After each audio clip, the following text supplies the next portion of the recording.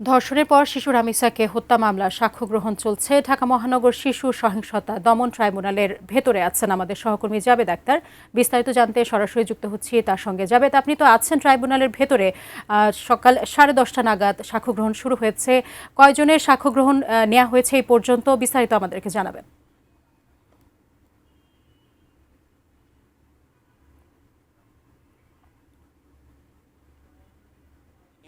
শিশু সহিংসতা দমন ট্রাইব্যুনালের সামনে আছি, যেখানে আলোচিত মামলা আপনারা জানেন যে গত 19শে মে পল্লবীতে রামিসা 8 বছরের শিশু, দ্বিতীয় শ্রেণীতে পড়তো, তাকে ধর্ষণের পর হত্যা করা হয় এবং তার গলা থেকে দেহ বিচ্ছিন্ন মরদেহ পরবর্তীতে পুলিশ উদ্ধার করে এবং পরবর্তীতে পুলিশ জানায় যে এই ঘটনায় সোহেল রানা নামে একজন ব্যক্তি, তারা ধর্ষণের পর তাকে হত্যা করা হয়েছে। এই বিষয়টি পুলিশের পক্ষ থেকে নিশ্চিত করা হয়। সেই মামলায় গতকাল অভিযোগ গঠনের শুনানি শেষে এই যে আদালতের সামনে আছি, শিশু সহিংসতা দমন ট্রাইব্যুনাল, এই আদালতের বিচারক মাসরুর সালিকিন তিনি আনুষ্ঠানিক অভিযোগ গঠন করেন এবং এর মধ্য দিয়ে এই মামলার বিচার শুরু হয়েছে। এবং একই সাথে যেহেতু আইনের বাধ্যকতা রয়েছে যে এই মামলাটি একেবারে নিরবিচ্ছিন্নভাবে চলবে, অর্থাৎ এই ধরনের যে মামলাগুলো আছে সেগুলো কোনো প্রলম্বিত হবে না এবং ধারাবাহিকভাবে সাক্ষ্য গ্রহণ চলবে। তো এরই ধারাবাহিকতায় গতকাল এই সাক্ষ্য গ্রহণ জন্য নির্ধারিত তারিখ দেওয়া হয়েছে। সেই তারিখের প্রেক্ষিতে এখানে আজকে সাক্ষ্য গ্রহণ শুরু হয়েছে। বিচারপতি গতকালকে সকাল 10:30টার সময় সময় নির্ধারণ করেছিলেন। আজকে 10:36 সময় তিনি এজলাসে ওঠেন এবং 10:38 এই মামলার সাক্ষ্য গ্রহণ শুরু হয়। এবং আমরা সকালে এসে কিন্তু শুরুতেই দেখেছি যে রামিসার বাবা আব্দুল হান্নান মোল্লা, রামিসার মা পারভিন আক্তার, রামিসার বোন রাইসা আক্তার, তারা এসেছেন, তাদের সাথে কথা হয়েছিল।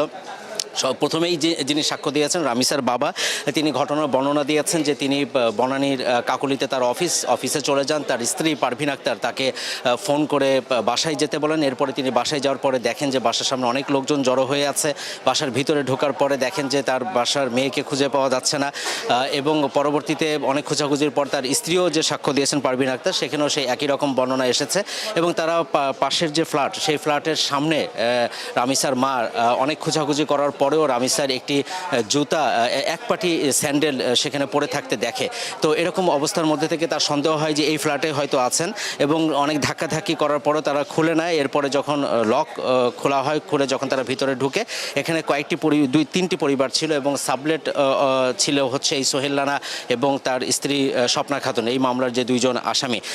এবং উনি বলছিলেন পারভিন আক্তার তার সাক্ষ্যতে যে তিনি বারবার কাকুতি মিনতি করছিলেন যে স্বপ্না খাতুনকে যাতে দরজাটা খোলা হয়, অর্থাৎ উনি দরজার ভেতর দিয়ে তিনি দেখছিলেন যে হাঁটাহাঁটি করছে স্বপ্না খাতুন এবং বারবার তাকে রিকোয়েস্ট করা হয় যে তিনি যাতে এটি খোলা হয়, কিন্তু স্বপ্না তাকে অনুরোধ করার পরও তিনি খুলেন এবং পরবর্তীতে যখন দরজাটি খোলা হয় তখন দেখতে পান যে তার শিশুটি, তার মাথাটা বিচ্ছিন্ন একটি বালতির মধ্যে রাখা হয়েছে এবং শিশুটির যে মরদেহ সেটি তারা খাটের নিচে লুকিয়ে রেখেছে। এরকম মর্মান্তিক যে বর্ণনা, লোমহর্ষক ঘটনার যে বর্ণনা সেটি তারা তুলে ধরেন।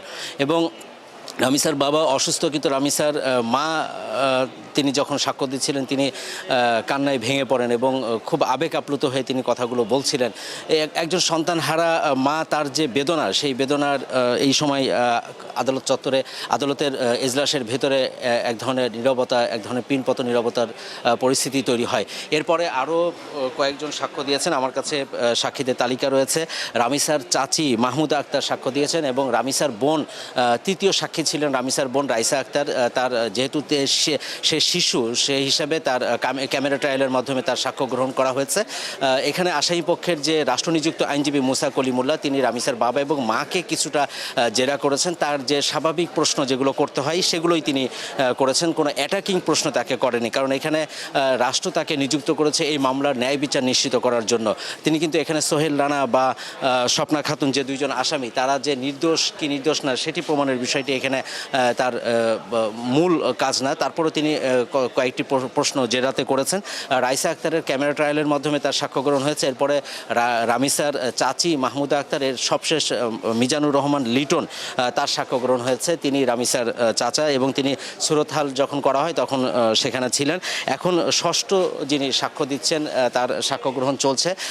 সকাল থেকে যে ধরনের উৎসাহ উদ্দীপনা আইনজীবীদের মধ্যে দেখেছিলাম আস্তে আস্তে তার কিছুটা কমছে। অনেকের আগ্রহ ছিল, অনেকে কোর্টের মধ্যে এসে সোহেল রানার যে হাজতের কোর্টের ভেতরে যে কাঠগড়ে দাঁড়িয়ে আছে সেটি অনেকে দেখার জন্য অনেকে এখানে আসছেন, কিন্তু যত সময় গড়াচ্ছে তত আগ্রহের জায়গাটাও কিন্তু কমছে। তবে নিরবিচ্ছিন্নভাবে যেভাবে চলছে এখানে আমরা দেখেছি যে আমরা 15 জনের একটি তালিকা আছে, কিন্তু আমরা জেনেছি যে 17 জনকে সমন পাঠানো হয়েছে। মামলার যে আয়ও পল্লবী থানার এসআই ওহিদুজ্জামান মাত্র 5 দিনে যিনি এই মামলা তদন্ত শেষ করে প্রতিবেদনটি জমা দিয়েছিলেন তিনিও এখানে আছেন। নিয়ম অনুযায়ী সাধারণত যেটি হয় যে সবসময় সবার সাক্ষ্য গ্রহণ শেষ হওয়ার পরে মামলার যে তদন্ত কর্মকর্তা তার সাক্ষ্য গ্রহণ নেওয়া হয়। এখানে আরও কয়েকজন যে সাক্ষী আছেন তাদের ভিতরে যারা সুরতহাল করেছেন তারা আছেন, 2-1 জন পুলিশ সদস্য আছেন।